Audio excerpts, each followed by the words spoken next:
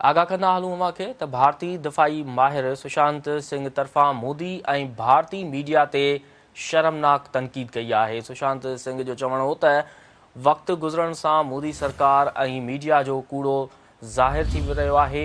सुशांत सिंह जो चवणु हो त मोदी जो अमरीकी सदर ट्रंप जे दबाव में अचणु इंतिहाई शर्मनाक आहे। संदसि चवणु आहे त मुंहिंजे मुशाहिदे मूजिबि भारत में हिंदुत्व नज़रियो ख़तमु थी रहियो आहे। सुशांत सिंह जो चवणु हो त मोदी खे पंहिंजी दावा खां पोइ ते हटणो पियो। हुन चयो हो त पाकिस्तान सां ठाव न थींदो। संदसि चवणु हो त भारतीय मीडिया जे कूड़ सबबि असांजे सच खे बि आलमी सतह ते नज़रअंदाज़ कयो वियो। सुशांत सिंह जो चवणु हो त पाकिस्तान मीडिया चैनल्स आलमी सतह ते सुठी रिपोर्टिंग सबबि ध्यान जो मर्कज़ रहिया।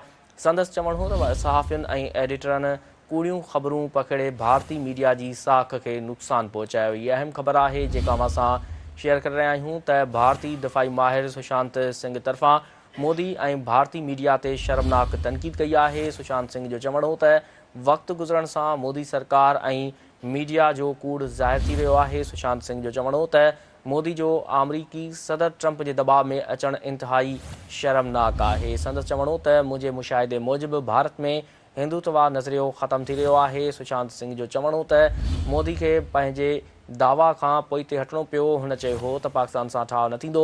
संदसि चवणु हो त भारतीय मीडिया जे कूड़ सबबि असांजे सच खे बि आलमी सतह ते नज़रअंदाज़ कयो वियो।